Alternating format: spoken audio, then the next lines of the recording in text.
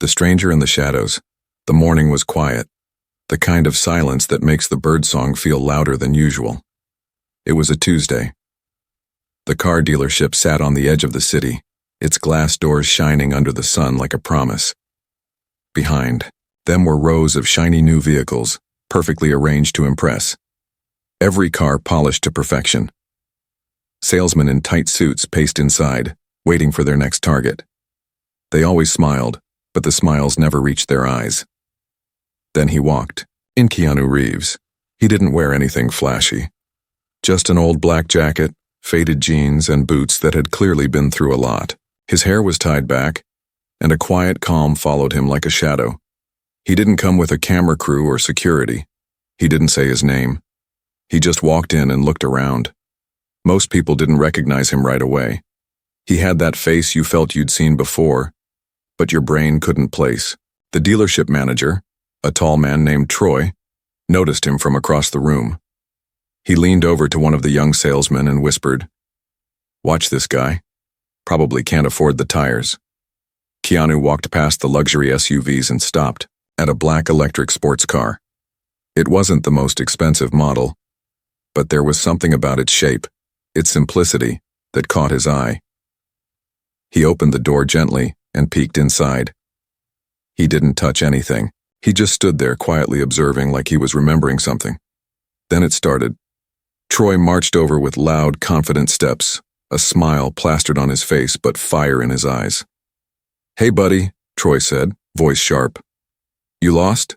This isn't a museum." Keanu turned to him, his voice soft. "No, I was just what?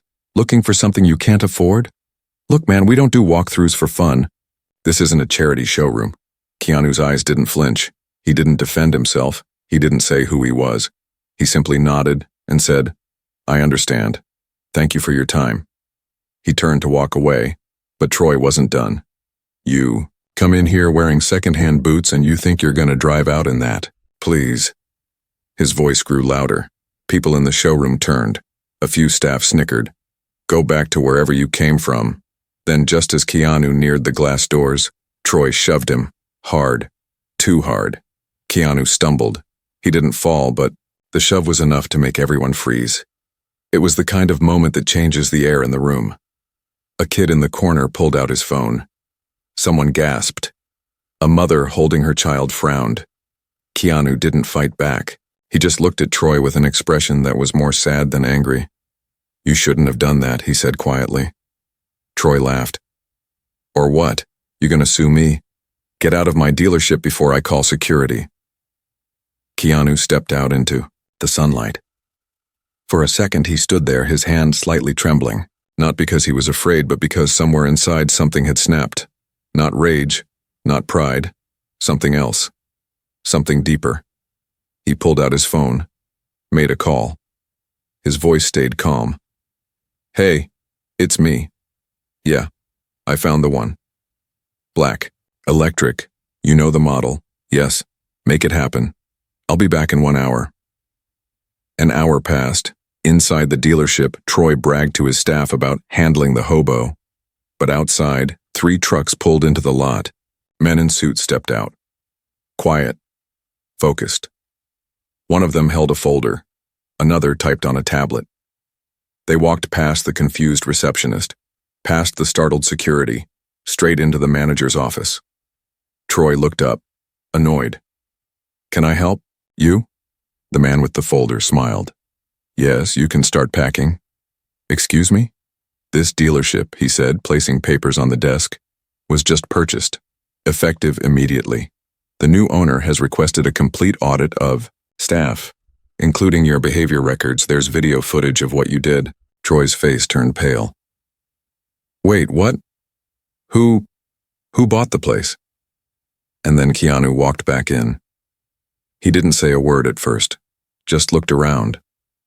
The staff stood frozen. The receptionist's mouth fell open. The young salesman from earlier looked like he might cry. Keanu smiled at the kid. Then he looked at Troy. "You know," he said, voice gentle but firm, "I wasn't going to do anything, but when you put your hands on me in front of people who looked scared to speak, That's when I knew this place needed to change, Troy stuttered. I didn't know who you were. You didn't need to, Keanu replied. You just needed to be decent. Outside, the sun was starting to set. Golden light bounced off the car Keanu had looked at earlier. Now it had a small card on the windshield, reserved for community outreach. Keanu didn't take the car for himself. Instead, he donated it to a single mother of 3 whose car had broken down 2 weeks earlier. The staff found out later that Keanu had read about her story online. She worked night shifts at a hospital and walked 2 miles every day to get to work. He didn't want to make a show of it. He didn't want to be praised. He just believed in doing the right thing when it mattered most. And in that moment, every person in that building realized something. The man they had mocked was not just a customer. He was someone who walked with kindness, carried strength without showing it, and never needed to raise his voice to be powerful. But this was just the beginning, because what happened next would shake the entire city. Whispers behind closed doors. The night came fast, almost like the sky wanted to hide what was coming next. Outside the dealership, the city lights flickered, unaware that something big had just shifted in silence. Inside the now silent showroom, staff whispered among themselves. Troy was gone, escorted out within 30 minutes of the ownership change. No goodbyes. No second chances. But the rest of the team wasn't sure what to expect. Fear and curiosity danced in their eyes. Who buys an entire dealership in an hour? And why? Why didn't he say who he was from the start? Keanu didn't speak much that day. He stayed back, sitting in the manager's old office. Not because he wanted power, not because he wanted revenge. He just needed to understand something. How deep the problem really went.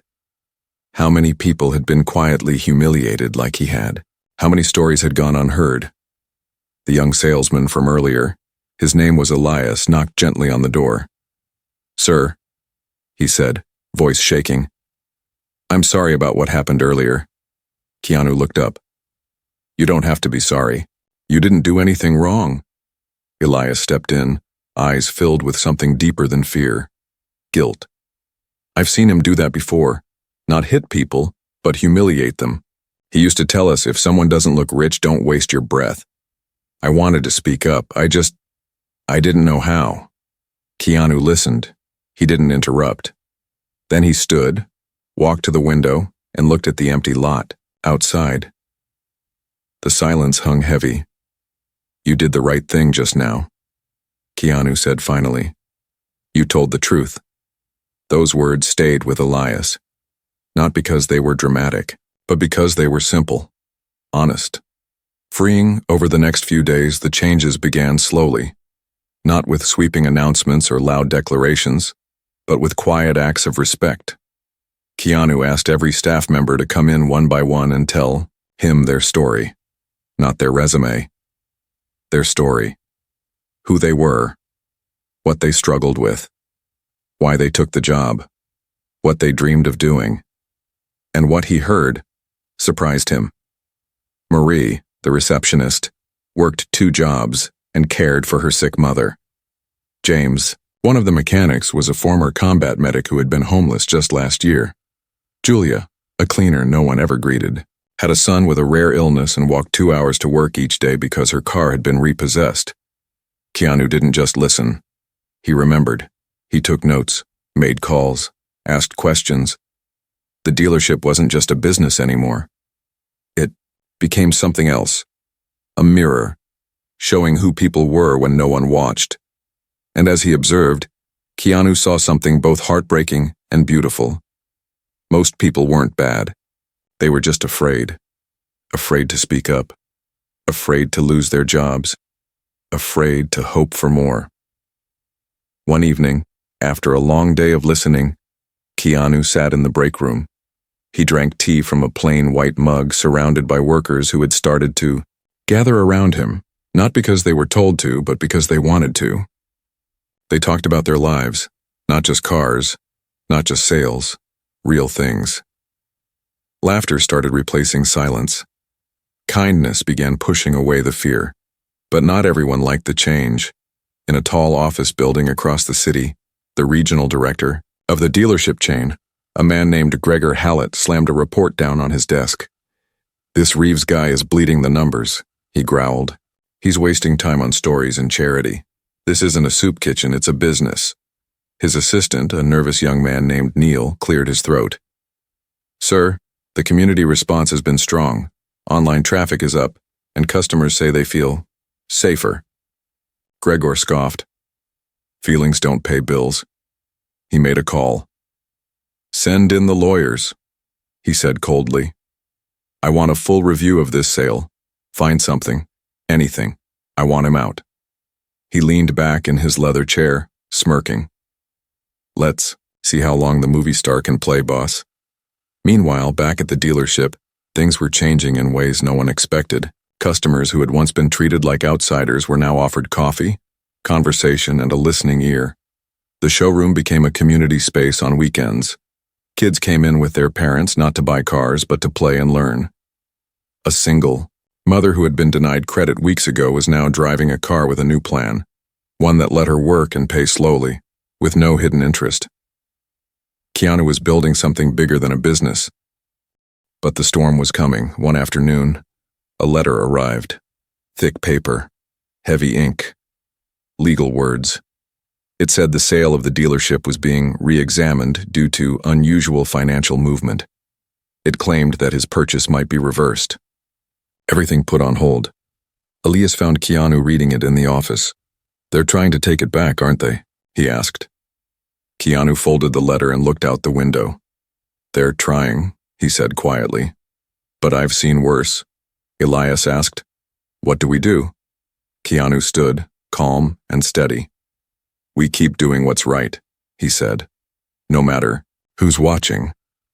And that night, something strange happened. A local news reporter, Jane Morales, showed up. She had heard about the dealership from a nurse at the hospital who had received a free car service voucher. Jane was curious. Not because it was a headline, but because something about the story felt real. She interviewed the staff, the customers, even the cleaner, Julia, and what she found wasn't just heartwarming. It was powerful. She put the story on air. Not a dramatic special, just a 5-minute segment. But by morning it had gone viral. Millions watched. People cried. They shared it. They wanted to know more. Who was this man changing lives quietly? And why had no one noticed before? But that attention came with a cost. Because the more eyes turned toward Keanu's dealership, the more pressure the corporate office felt. Their image, their control, their grip. Behind the scenes, Gregor Hallett was building a case. But he had no idea who he was about to go up against, because Keanu had just begun. The storm behind the curtain, the morning after the news story aired, everything changed. Customers lined up before the dealership even opened. Some came to buy, but most came just to say thank you. They had seen the news. They had heard about the single mother who got her car fixed for free. They watched Julia, the quiet cleaner, talk about how someone finally listened to her story. People brought flowers. Others brought snacks. Someone even brought a handmade card that simply said, "You made me believe again." Inside, Keanu stood by the front door. He didn't dress up for the cameras. He didn't stand on a stage. He just opened the door for every person who came in and said, "Good morning," like he'd known them forever. And people felt it. The warmth. The truth. But while joy was blooming, on the showroom floor, a darker plan was growing somewhere else. In a boardroom high above the city, Gregor Hallett sat with 2 lawyers, a former investigator, and a bitter former employee who used to work under Troy. The man's name was Barclay. He had a grudge. Troy had been his friend and he wanted revenge for his firing. "He thinks he can just walk in and become some kind of hero," Barclay sneered. "He doesn't know how business works." Gregor leaned forward. "Then teach me what he's doing." "Wrong," Barclay smirked. "He's giving discounts without approval, offering loans to people without checking credit scores. He's letting his employees make decisions." Gregor raised an eyebrow. "You're saying he trusts them?" "Too much," Barclay snapped. "He's running that place like a soup kitchen." The lawyer beside him nodded. "We've started the audit. If he's bypassed our financing rules, we can push to reverse the ownership contract. We just need a little more time. Gregor's eyes narrowed. Good. Make it fast. And get someone in there. You mean a spy? No, Gregor said, smirking. I mean a new hire. That same afternoon, a young woman named Rachel arrived at the dealership. She was soft-spoken, well-dressed, and claimed she had experience in customer service. Her resume was perfect. Maybe too perfect. Elias welcomed her, showing her around. Keanu met her briefly, asked her what her favorite part of helping customers was. She smiled and said, making them feel seen, and Keanu believed her. But Rachel wasn't who she said she was. Her real last name was Hallett. She was Gregor's niece. She had been sent to gather information from inside, to take pictures, record conversations, and catch any mistake that could be used in court. For the next few days, Rachel watched everything, and at first she saw what she expected: kindness, trust, and relaxed rules.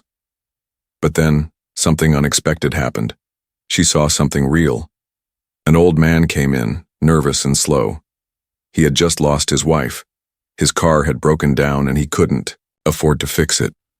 Rachel expected Keanu to say no or maybe send him to a charity group, but instead Keanu pulled up a chair, sat beside the man, and listened to his story for almost an hour. No rush, no agenda, just presence. Then Keanu walked into the garage, spoke to the head mechanic, and arranged to have the man's car fixed and delivered to his home. Rachel stood frozen, holding her phone, unable to hit record. Later that day, she sat alone in the break room, confused. Her mission was clear. Her uncle had promised her a promotion, said this job was her way into the real world of corporate success. But now she was watching something that felt more like goodness, and it made her question everything. Meanwhile, trouble was tightening. The corporate lawyers sent a formal notice. They were contesting the dealership's transfer of ownership. Their reasoning was unauthorized charitable spending and failure to maintain financial discipline. Elias brought the letter to Keanu's office. He looked pale. They're saying you broke the rules, Elias said. They're trying to take it all back. Keanu read the letter in silence. Then he folded it, set it down gently, and said, They can try. He picked up his phone and made a call. Can you be here tomorrow? He asked. I need someone I trust, and bring the file. The next morning, a woman arrived. Her name was Monica Jennings. She was tall, calm, and spoke like someone who had argued in front of judges for years. She was Keanu's personal lawyer, and not just any lawyer. She had once taken down a billion-dollar developer for evicting veterans without warning. She met with the staff, reviewed every document, and by evening, she stood in front of the entire dealership team. They're not after this place because it's failing, she said. They're after it because it's working, because you're changing things they said couldn't be changed. She paused and looked at each face. But they don't know who they're up against. For the first time, the staff cheered. Not out of rebellion, not because of anger, but because they realized they weren't alone. And Rachel watched it all. That night, she sat in her car staring at her uncle's text messages. Did you get anything on him yet? We need dirt. Anything. Her finger hovered over the reply, and instead of answering, she turned off the phone. The next day, she walked into Keanu's office and closed the door. I need to tell you something, she said. Keanu looked up from a folder. His expression didn't change. I haven't been honest with you, she continued. I came here with a lie. I was sent by someone who wants to take this place down. Someone who wants to destroy everything you've built. Keanu didn't flinch. Why are you telling me this now? Because I saw what you did, she whispered. And for the first time in my life, I don't want to be on the wrong side. Keanu nodded slowly. Thank you, he said. Truth always finds its way. But what neither of them knew was that the storm was already at the door, because Gregor Hallett had just filed a lawsuit, and the court date was set for 1 week later. The courtroom has no mirrors. The courthouse stood tall and cold. its stone walls wrapped in quiet authority. It wasn't built for warmth or comfort. It was built to make people feel small. On the morning of the hearing, the sky above was gray and heavy, like it knew what kind of fight was about to unfold. Inside courtroom 12B, the air buzzed with whispers. Reporters filled the benches. Some came for gossip, others for truth. But all of them came because the headlines promised something wild. Actor Keanu Reeves in legal battle over dealership he bought with kindness. On one side sat Gregor Hallett and his legal army. They wore sharp suits and even sharper expressions. Their faces didn't show doubt, only certainty. In their world, money always won. Kindness didn't belong in contracts. On the other side sat Keanu wearing a dark button-up and soft leather shoes, quiet as always. Beside him was Monica Jennings, her eyes scanning documents, her mind sharp like a sword. She didn't come to argue. She came to end this. But it wasn't just lawyers and reporters who showed up. Something unexpected had happened. A line of people stretched down the courthouse steps. They weren't witnesses. They weren't press. They were stories. The single mother whose car had been gifted. The old man whose wife had passed. The cleaner who now walked to work with pride. The nurse who got a free service when her car broke. Down at 2 a.m. they came not to protest, not to shout, but simply to be present, to remind the court of the truth that numbers couldn't show. Rachel Hallett sat among them. She wore no badge, no title, only a quiet heart and heavy eyes. She hadn't told her uncle she would be there. She hadn't told anyone. When the judge entered the room, everything fell still. He was older, with white hair, thoughtful eyes, and a voice that demanded attention without ever rising. The case was called. Hallett Automotive Group v. Reeves. The lawyers for Gregor stood first. Their argument was clinical, clear, cold. Mr. Reeves has altered financial procedures, ignored lending regulations, and damaged brand integrity, the lead lawyer said. His acts of charity, though emotionally appealing, violate the profit-centered framework of this dealership network. They called it reckless generosity. They called it emotional disruption. The courtroom listened in silence. Then Monica stood. She walked to the center slowly, holding nothing but a single document. "What you just heard," she began, "is a list of rules designed to protect money, not people." She turned to the judge. "But we are here to ask a bigger question. Who decides the value of a business? Its profits or its purpose?" And then she began calling witnesses. First was Elias, the young salesman. He spoke about the fear he had before Keanu arrived, the fear of speaking up, of losing his job, of doing what was right. Then he spoke about the day that fear turned into courage. Next was Julia, the cleaner. She stood nervously, holding a small picture of her sick son. "Before him," she said, "I was invisible." A gasp filled the courtroom. Not because of her words, but because of how deeply true they felt. Person after person stepped forward.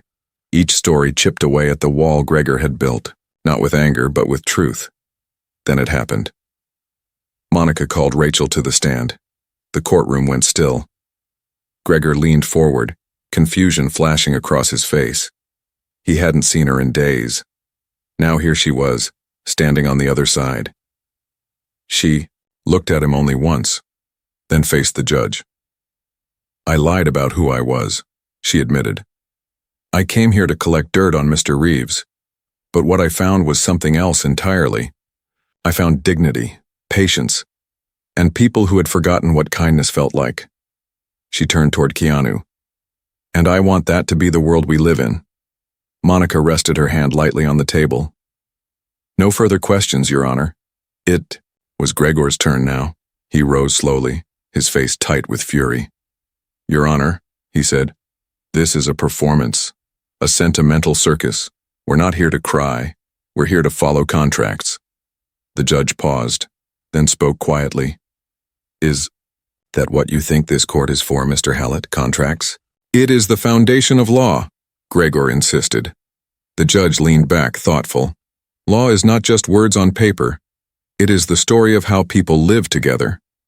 And in this courtroom, we weigh more than ink. We weigh impact." He picked up the document Monica had submitted earlier.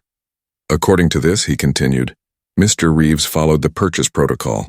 He owns the dealership fully, and any internal policy changes made under his leadership fall within his rights. Gregor's face went pale. Furthermore, the judge said, no part of this court exists to punish generosity. He looked around the room, at the faces, at the stories, at the quiet power of presence. This court rules in favor of Mr. Reeves. A sound rose, not a cheer, not a shout, but a wave of breath, relief, and tears. Gregor turned and stormed out. No words, no parting glance at his niece. He was a man who had lost control over a world he thought he owned. Outside, the sun broke through the clouds. As Keanu stepped out of the courthouse, people gathered around him, not for autographs, not for photos, just to be near, to say thank you, to shake his hand. A child tugged on his sleeve. Mister, the boy said, do you own every car in the world now? Keanu chuckled softly. No, he said, just the right one. But even as the crowd smiled, another shadow loomed, because someone had been watching from across the street, a man in a gray coat, tall, silent. He made a call. He's more powerful than we thought, the man whispered. We'll need the next move to be bigger. And somewhere deep in the city, a new plan began to form. The offer no one saw coming. The wind shifted that night. Not the kind you feel on your skin, but the kind that moves quietly behind your back, the kind that sneaks into rooms where people sit in silence, wondering if they've just won, or unknowingly stepped into the next game. Keanu Reeves sat alone in his small office at the dealership, the courtroom papers still resting untouched on his desk. Outside the glass wall, the employees were laughing, cleaning up, closing shop for the night. Julia had just received a call that her son's medical treatment was being fully covered by a donor. No one knew the donor was Keanu himself. But despite the smiles and quiet victories, something in the air felt different to him. He could feel it in the pit of his stomach. Not fear. Intuition. A sense that the storm hadn't ended. It had only changed shape. That intuition proved right. The next morning, a letter arrived, not delivered by mail or courier, but by a well-dressed man in a black suit. He didn't speak.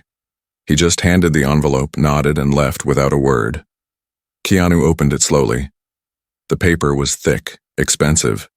The letterhead read, Echelon Global Consortium. Beneath that was a name, Phineas Laurel. The letter was short, but heavy. Mr. Reeves, we have observed your recent activities and the impact you've had on the community. We believe your philosophy aligns with an experimental project we are launching. We would like to invite you to a private meeting to discuss a business opportunity that could expand your influence far beyond a single dealership. Our driver will arrive at noon. Keanu read it twice, then a third time. His brow furrowed, not from excitement, but caution. He had heard that name before. Phineas Laurel. One of the wealthiest men in the world. Rarely seen. Always spoken about in whispers. Some said he owned entire cities. Others said he controlled companies from behind, curtains, buying loyalty with kindness before reshaping everything to fit his silent empire. But Keanu wasn't afraid.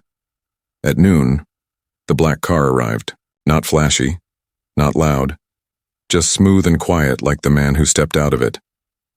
The driver opened the door. Keanu got in without a word.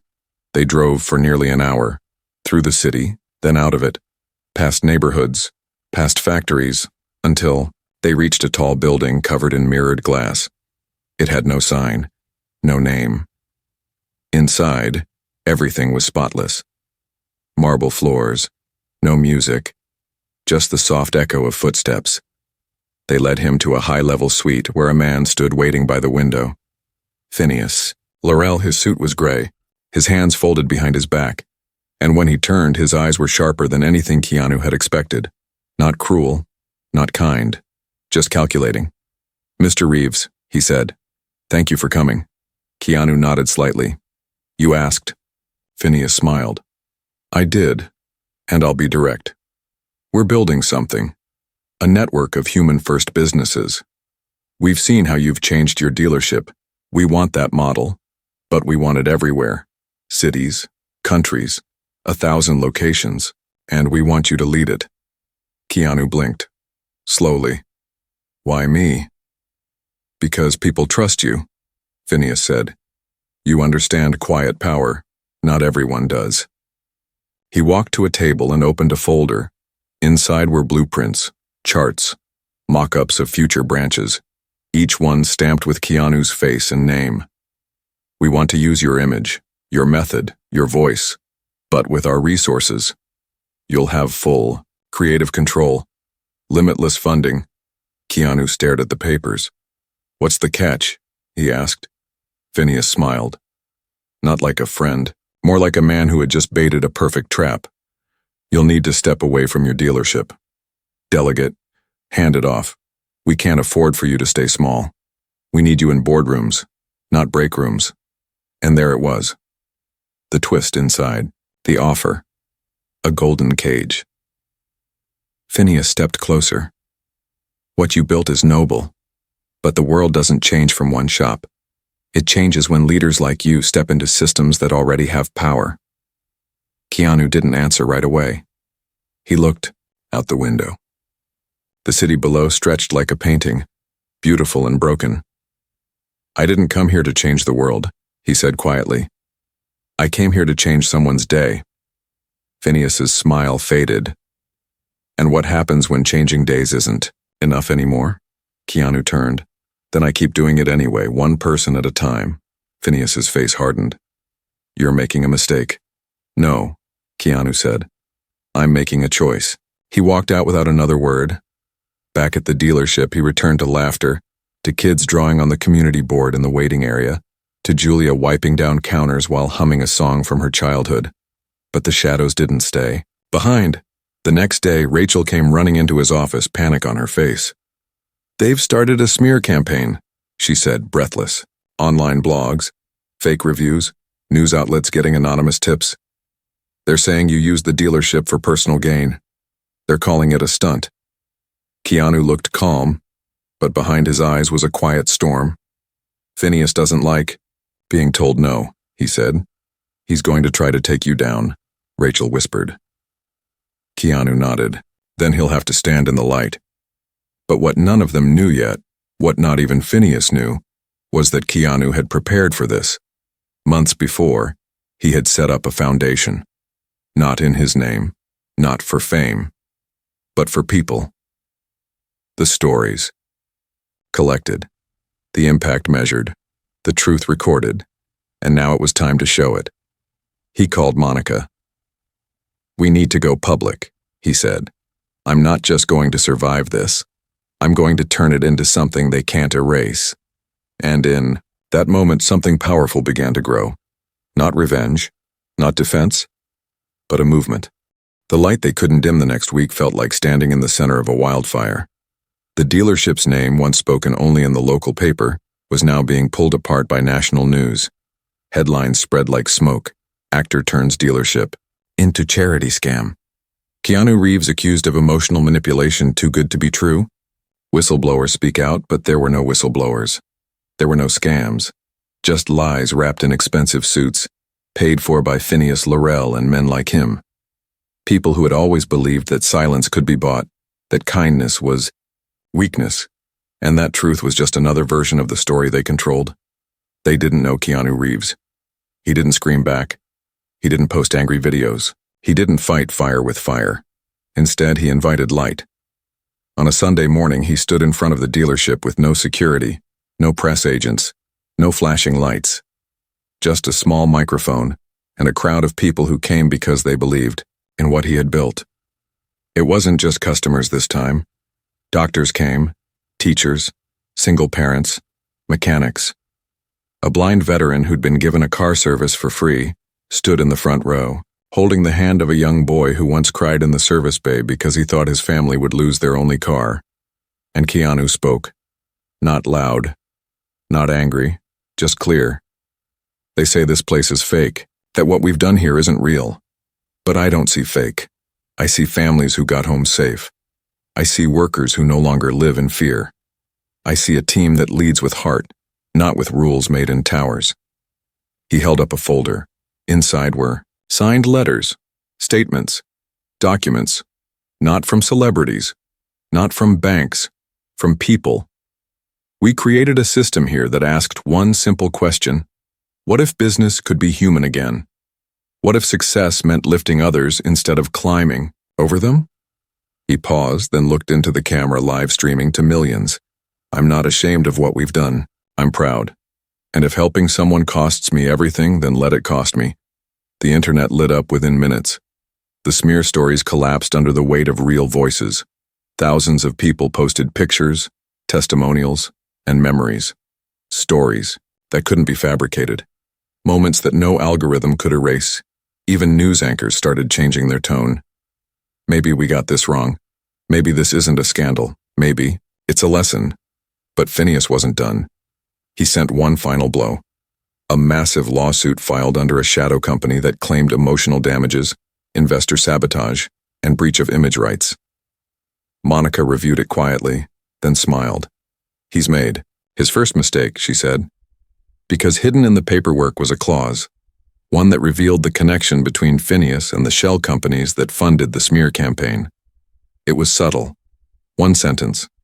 One misfiled signature. But enough.